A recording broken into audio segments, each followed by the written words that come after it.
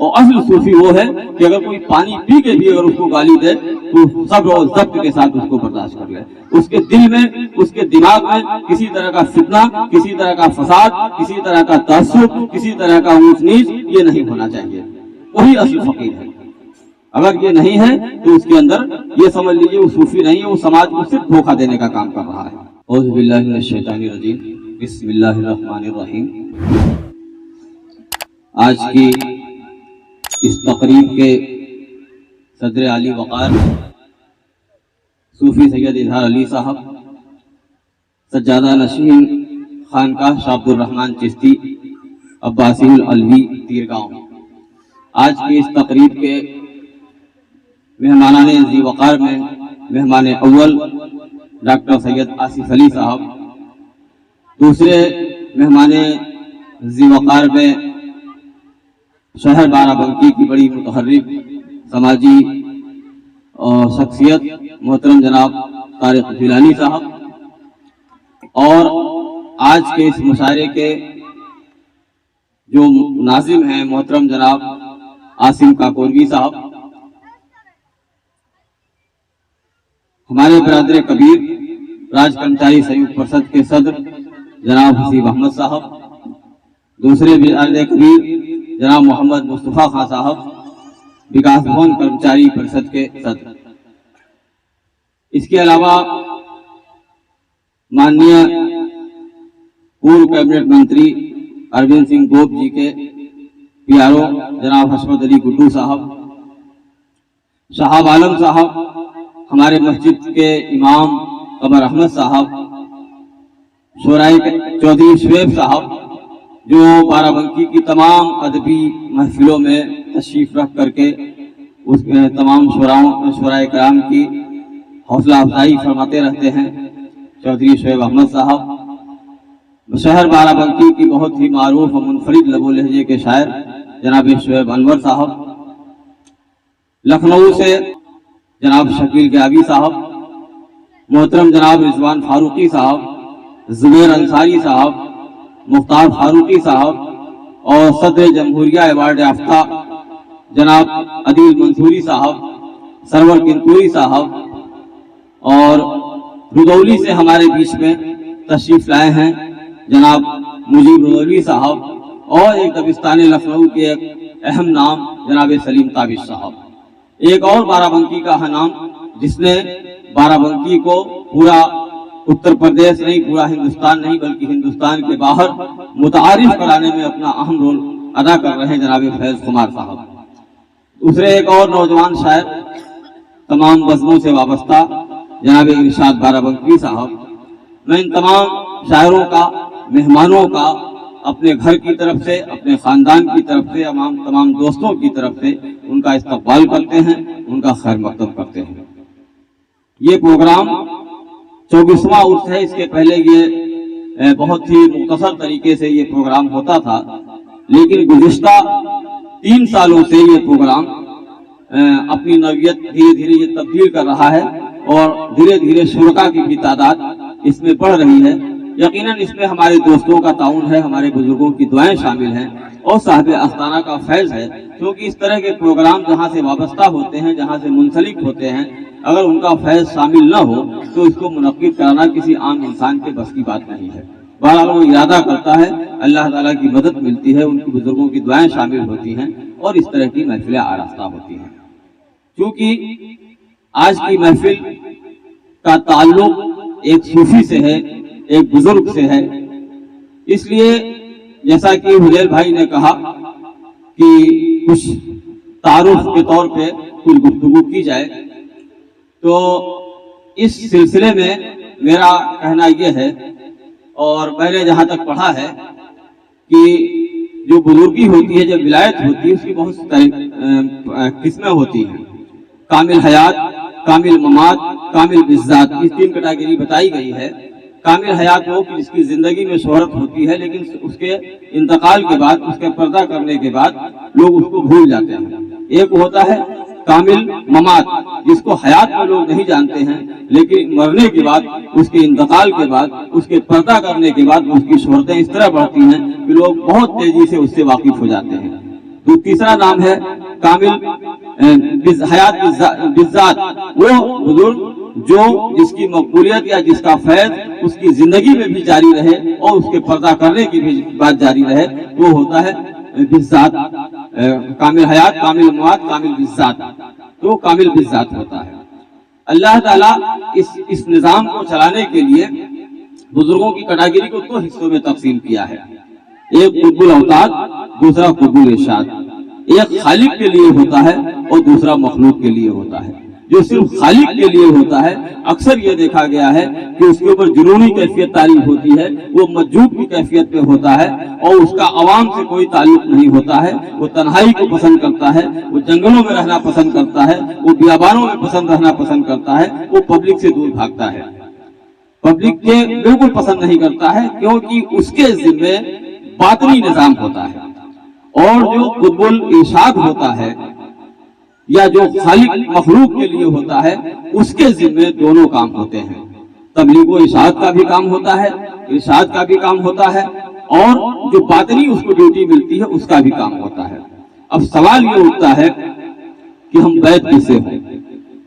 عام طور سے یہ سوال اٹھایا جاتا ہے کہ اس سے بیعت ہوئیے جو شریعت مطہرہ کا پابند ہو اور بالکل شریعت کے حساب سے جو اپنی زندگی بسر کرتا ہو۔ میرا بھی ماننا یہ ہے کہ جس بزرگ کے ذمے قطب الارشاد کا مرتبہ جس کا ہو، جس کے ذمے تبلیغ و ارشاد کا کام ہو، اس کو شریعت کی پاسداری بہت ضروری ہے۔ اگر وہ شریعت کی پاسداری نہیں کرے گا تو یقیناً اس کے جو مرید ہوں گے وہ گمراہ ہو جائیں گے۔ اور یہ کیفیت 150-200 سالوں میں پیدا ہوئی۔ اس کے پہلے آپ خواجہ معین الدین چشتی کو لے لیجئے، شیخ عبد القادر جیلانی کو لے لیجئے، محبوب الہی نعیم الدین اولیاء کو لے لیجئے، بابا فرید کو لے لیجئے، جتنے بھی بڑے بڑے بزرگ ہوئے ہیں ان لوگوں نے شریعت کو دامن کو بہت ہی مضبوطی سے پکڑ رکھا ہے۔ ہم یہ سمجھتے ہیں، بہت ہی تلخ اور کڑوی بات میں کہنے جا رہا ہوں کہ لوگ پھل کی امید کرتے ہیں لیکن شجر لگانا پسند نہیں کرتے ہیں۔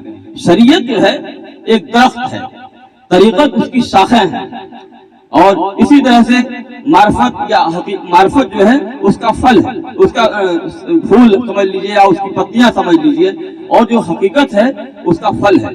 اگر آپ کو پھل کی طلب ہے تو آپ کو پیڑ لگانا پڑے گا۔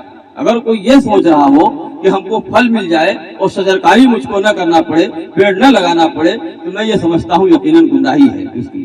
اسی لیے بزرگوں نے کہا ہے کہ اگر کوئی آسمان میں اڑ رہا ہو لیکن اگر وہ شریعت کے دائرے میں نہیں ہے تو اس کو بزرگ تسلیم نہ کیا جائے جب تک کہ وہ شریعت کے دائرے میں نہ آ جائے۔ مخدوم عبدالحق صاحب کا عالم یہ تھا، ان کے اوپر جذب اور کی کیفیت طاری رہتی تھی، لیکن وہ اپنے حجرے سے مسجد تک ایک رسی بنوا دیے تھے کہ جب نماز کا وقت ہو تو میں اس رسی کے سہارے مسجد تک پہنچ جاؤں، ایسا نہ ہو کہیں جذب کے عالم میں مسجد کا راستہ بھول کر کے کسی دوسرے طرف چل جاؤں۔ اسی طرح سے آپ اسے گھی لے لیجئے، مکھن لے لیجئے، یہ کہاں سے آتا ہے؟ اگر دودھ نہ ہو تو آپ کو دہی میسر ہوگا، اگر دودھ نہ ہو تو آپ کو گھی ملے گا، آپ کو مکھن ملے گا۔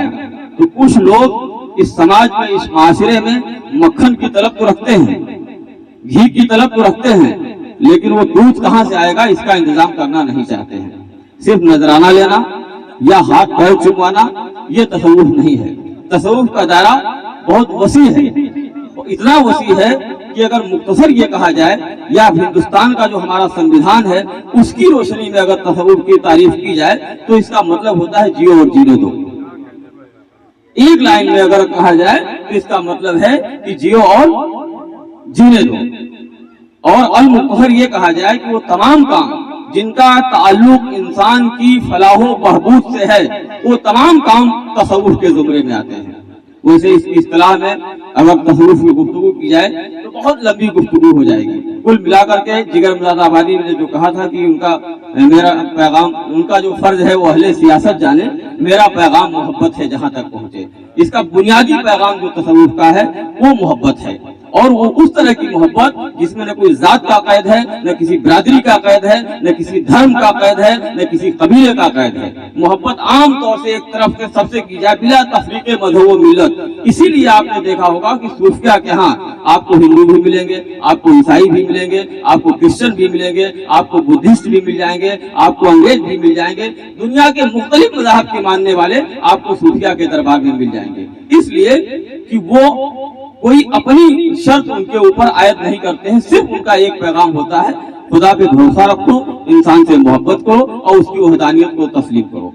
اور وہ آپ دیکھیے، اگر بھلے ہو سکتا ہے کسی مولوی کو یہ بات بری لگ جائے، لیکن میں اگر تصوفی کی زبان میں اگر یہ کہنا چاہوں، جیسے مان لیجیے لکھنؤ ہے، ایک مرکز ہے، تو ایسا تو ہے نہیں کہ کوئی آدمی اگر بارہ بنکی سے جا رہا ہے تبھی وہ لکھنؤ پہنچے گا، اگر کوئی سیتا پور سے آ رہا وہ بھی لکھنؤ پہنچے گا، جو ہردوئی سے آ رہا وہ بھی لکھنؤ پہنچے گا، جو کانپور سے آ رہا وہ بھی۔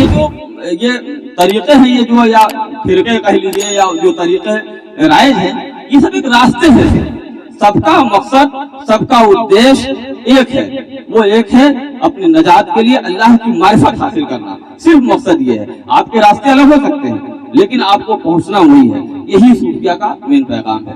دوسرے اصطلاحی لفظوں میں تو بہت تفصیل سے گفتگو کے لیے بہت درکار وقت چاہیے اس کے لیے۔ اصل جو صوفیہ تصوف کا جو معاملہ وہ یہ ہے تزکیہ نفس سے، قلب کی صفائی۔ اگر انسان کی قلب صاف نہیں ہے تو یقیناً وہ نہ صوفی ہو سکتا ہے نہ بزرگ ہو سکتا ہے۔ اور اصل صوفی وہ ہے کہ اگر کوئی پانی پی کے بھی اگر اس کو گالی دے تو صبر اور ضبط کے ساتھ اس کو برداشت کر لے، اس کے دل میں، اس کے دماغ میں کسی طرح کا فتنہ، کسی طرح کا فساد، کسی طرح کا تعصب، کسی طرح کا اونچ نیچ یہ نہیں ہونا چاہیے، وہی اصل فقیر ہے۔ اگر یہ نہیں ہے تو اس کے اندر یہ سمجھ لیجیے وہ صوفی نہیں ہے، وہ سماج کو صرف دھوکہ دینے کا کام کر رہا ہے، یہ اس کے اندر ہونا چاہیے۔ اگر نہیں ہے تو میں تو اس کو صوفی نہیں مانتا ہوں، اگر اس کا قلب صاف نہیں، اس کا ذہن صاف نہیں، اس کا دل صاف نہیں ہے۔ یہ پہلی منزل ہے، پہلی شرط ہے کہ اس کا ذہن اور دل صاف ہونا چاہیے۔ اور یہ آپ یقین مانیے کہ جو اس حقیقت کو جان لیتا ہے، جو اس کو پہچان لیتا ہے، اس کے دماغ میں صرف انسان انسان ہوتا ہے، نہ کوئی ہندو ہوتا ہے، نہ کوئی مسلمان ہوتا ہے، نہ کوئی سید ہوتا ہے، نہ کوئی مغل ہوتا ہے، نہ کوئی ادوائی ہوتا ہے، کچھ نہیں ہوتا ہے، صرف اس کی نگاہ میں انسان انسان ہوتا ہے۔ وہ انسان کو تقوی کی بنیاد پہ پرکھتا ہے، وہ انسان کو کردار کی بنیاد پہ پہنچتا ہے پرکھتا ہے، وہ انسان کو ذات اور برادری کی بنیاد پہ نہیں پرکھتا ہے۔ دنیا میں بہت سے طریقے آئے۔ ایک بار سید وارث علی شاہ رحمۃ اللہ علیہ سے کسی نے پوچھا کہ آپ کا سجادہ نشین کون ہے؟ کہیں وارث کا کون وارث؟ وارث کا کوئی وارث نہیں ہے۔ آپ دیکھیے یہ وارثی سلسلے سے میرے دادا منسوب تھے، میرا بھی پہلا جو تعلق ہے وہ وارثی سلسلے سے ہے، کیونکہ ہم لوگ بیعت ہوئے تھے حاجی عالمین شاہ وارثی نیکراہی شریف سلطانپور سے، اور حاجی نیکراہی عالمین شاہ وارثی بیعت سے دادا صدیق شاہ وارثی امیٹھی سلطانپور سے، اور دادا صدیق شاہ وارثی حضرت وارث پاک کے دستے مبارک کی بیعت سے۔ یہ سلسلہ جو جاتا ہے ہمارا وہ حضرت وارث پاک کا جاتا ہے، اور یہ پہلا سلسلہ آپ کو ملے گا ادھر صدیوں میں۔ آپ دیکھیے کہ یہاں پہ جلاہے، بہنیں، کبڑیے، نائی، دھوبی، کوئی برادری ایسا نہیں جس برادری کو سید وارث پاک رحمۃ اللہ علیہ نے احرام نہ دیا ہو، اس کو بزرگی نہ عطا کی ہو۔ یہ ان کا فیضان تھا۔ یہ کبھی نہیں انہوں نے کہا کہ جو ہے یہ صرف سیدوں کو ملے گا، یا صرف بدوائیوں کے لیے ہے، یا صرف مغل کے لیے ہے، یا صرف پٹھان کے لیے ہے۔ فیضو صاحب بہنا برادری کے تھے۔ ایک بار وہ سرکار کے لیے پانی لینے گئے کسی زمیندار کے گھر پہ، تو انہوں نے جب اس میں کنویں میں ڈالا اپنا تو آواز ہوئی، تو زمیندار صاحب نے بہت بے عزت کیا ان کو، فیضو صاحب کو۔ جب بے عزت کیا تو گئے تو پانی لے کر کے کنارے بیٹھ گئے، تو کہا فیضو کیا بات ہے، بہت اداس نظر آ رہے ہو؟ کہا سرکار اب دیوا میں نہیں رہیں گے، اب اس سے زیادہ بے عزتی برداشت نہیں ہوگی۔ لیکن کیا ہوا تو انہوں نے بتایا، کہا اگر تم نہیں رہو گے تو ہم بھی نہیں رہیں گے۔ کہیں انہوں نے بہت جات لے کر کے بہنا کر کے پتہ نہیں کیا کیا کہہ کر کے الٹا سیدھا کہا تو میرا یہ محبت کی معراج ہے۔ کہا میرا فیضو بہنا تو میں بہنا، اور کہا میں سید تو میرا فیضو سید۔ یہ محبت ہے، یہ عشق ہے۔ جب تک یہ کیفیت آپ کے اندر پیدا نہیں ہوگی تب تک آپ تصوف کا حق ادا نہیں کر سکتے ہیں۔ بہت تفصیل سے جانے میں بہت لمبی گفتگو ہو جائے گی، صرف تصوف کا جو طے ہے اس کے رمز کو میں اپنی بات وضاحت کر کے اپنی بات کو ختم کروں گا۔ تصوف میں کا جو طے ہے یہ چار طرف اشارہ کرتا ہے۔ ایک تو توبہ، پہلی جو اشارہ کرتا ہے جو مظہر ہے وہ توبہ کا ہے۔ پھر ترک کا ہے، ترک کا مطلب دنیا سے ترک، دنیا کے لوازمات سے یہ اپنے کو الگ کرنا. اس کے بعد توکل، توبہ، ترک، توکل اور تعلق. دیکھ میں سمجھتا ہوں کہ جو طے کے یہ 4 مفہوم نکلتے ہیں، اگر انسان اسی پہ عمل کر لے تو اس کی زندگی کامیاب ہو جائے گی. اسی پہ اگر وہ عمل کر لے تو اس کی زندگی کامیاب ہو جائے گی. ایک بار میں پھر اپنے تمام ساتھیوں کی طرف سے، تمام دوستوں کی طرف سے، اپنے خاندان کی طرف سے آپ لوگوں کا اس پروگرام میں دل کی گہرائیوں سے استقبال کرتا ہوں، خیر مقدم کرتا ہوں. لرن آن لائن کی جانب سے آپ سے بس اتنی التجا ہے کہ ہمارے اس پروگرام کو لائک، شیئر اور سبسکرائب ضرور کریں. ساتھ ہی بیل آئیکن دبانا نہ بھولیں، جس سے ہماری ہر ویڈیو آپ تک اپلوڈ ہونے کے ساتھ ہی پہنچ سکے. شکریہ.